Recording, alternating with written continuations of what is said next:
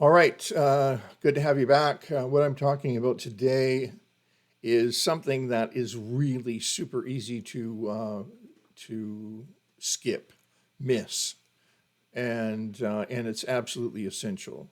And the fact of the matter is that, especially when it comes to pop styles of guitar playing, including jazz playing, uh, there there is a bit of a gap when it comes to learning to identify proper fingering principles in the left hand. And so I'm just going to take a progression today. These are again just rhythm changes, and we're going to look at some principles of changes.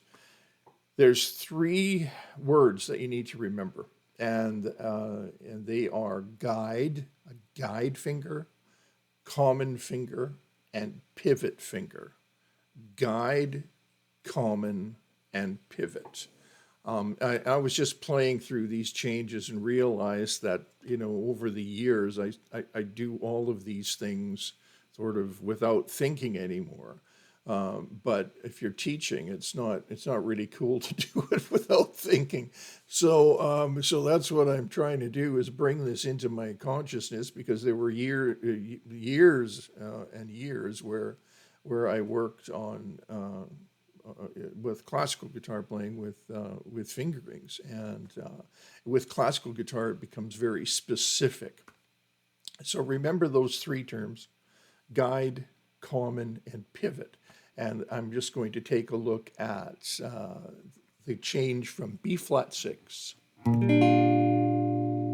to the G7, right? Now check this out. What you don't want to do is lift all your fingers and then replace, right? Obviously, you're not going to go that far, but you don't want to do this, right? If I took, let's put it this way, if I took micro frame pictures of each chord and transition, and we stopped at any one point, and your hand was not in contact with the string or the fretboard, with strings or the fretboard, that is a no-no. Because every time your hand is not in contact with the fretboard, you're going to have to replant. And that's a real super trick, and that will really slow you down. Not only will it slow you down, you can't sustain notes if you're not on the fretboard. Hey, that's a crazy concept. So check this out. When I play this B flat 6 chord and I change to the G7 chord, I have to slide up, but I can see that here's a guide finger. This guide finger is in common with these two chords. And that guide finger slides up and never leaves the fretboard.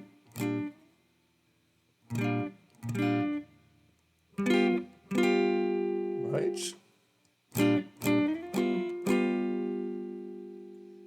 So there's a guide finger. There's an example of a guide finger. And then to get to the C minor, in fact, I don't have a finger in common between the G7. So I just, I stay as close as possible and use that baby finger to sort of guide. If I slow that way down, I just remove that baby finger at the very last second, right? And then here's a pivot finger from the C minor to the F7. Now, I don't replant and take my fingers off, but what I do is I roll, right? I roll this over like this, right? See that? Roll, pivot, sort of like a pivot, right?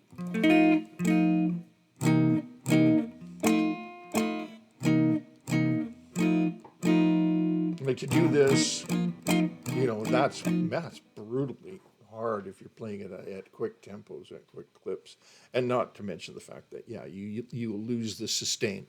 Okay, so now from the F7, I move to it's that baby finger again. It happens to be to my B flat 6 chord. Okay, and then from so as we move on a little bit, I go from the B flat at measure 5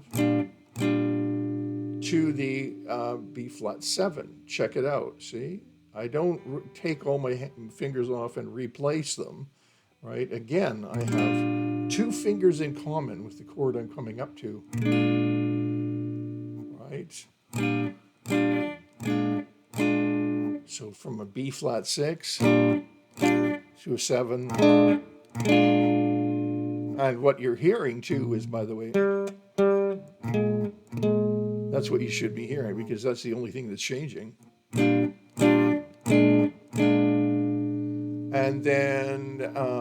And then we go to, I sort of at this point collapse to an E flat. I don't have any common fingers there.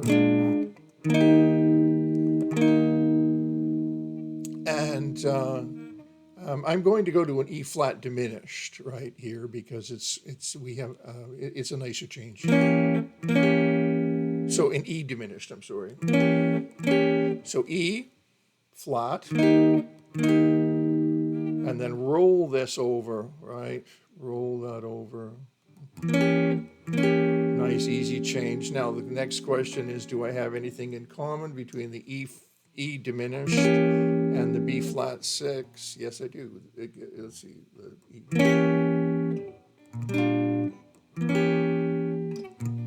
No, I don't. No, that's a replant.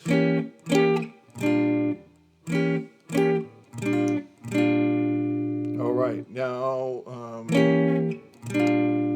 and then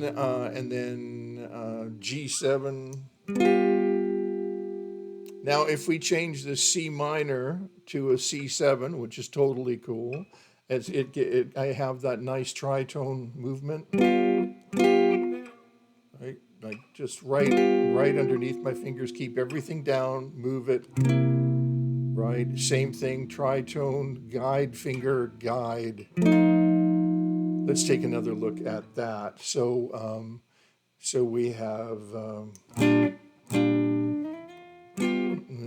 baby finger in common, and then C7, right? I'm just sliding 2 fingers down, common, drop to the C7, sliding 2 fingers down, guiding 2 fingers, drop, F7, right? And then I still have the baby finger on string 3, right? So that movement, everything is right, is neat underneath my underneath that hand, and and also as you can see, I'm depending a lot on my baby finger. You guys, if you're rock players, that kind of playing where you're always doing those bends and stuff. Very often that baby finger, because it's not strong enough to do bends most of the time, unless you've got a monstrously strong baby finger, it ends up as an appendage over, hanging off your 3 fingers.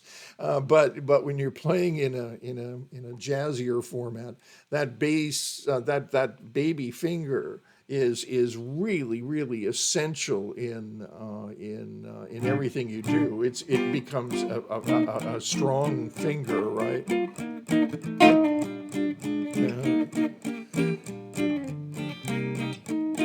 Yeah. Okay.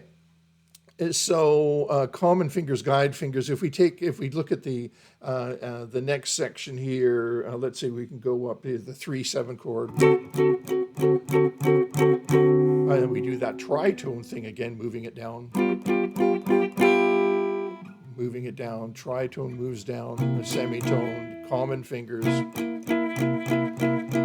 tritone moves down, common fingers.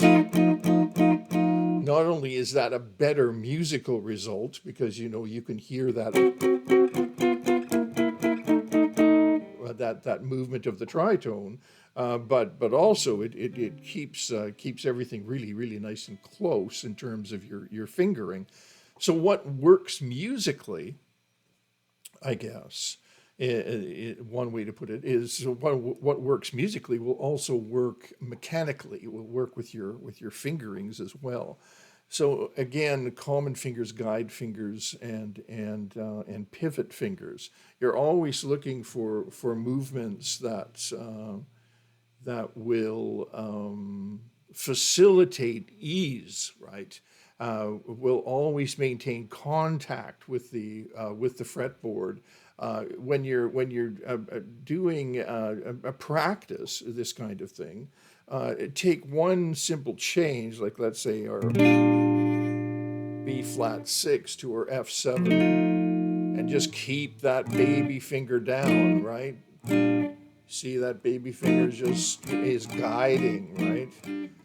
And you have to get it under control. It's really, all of a sudden you'll have to be able to find that baby finger, find this finger, and in your head, and get them under control, and also strengthen that baby finger. Depend on that baby finger. Okay. So common finger, guide finger, and pivot finger. The same thing is going to hold true if you're playing in basic first position stuff, right? So we have C. One finger moves. I can't tell you how many times I've seen this. Check this out. I've seen this so many times. You know what I'm saying?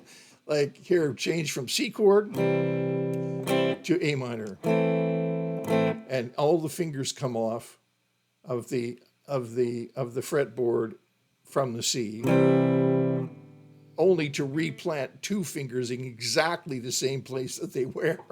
And yeah, I mean that's I can't, oh man, I've seen that so many times.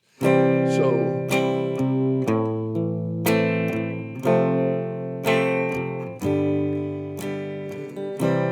Right, and when you learn where those pivots and guides, and common fingers are, it's going to create a much more musical result. So don't just go ahead and look at the chord picture, right?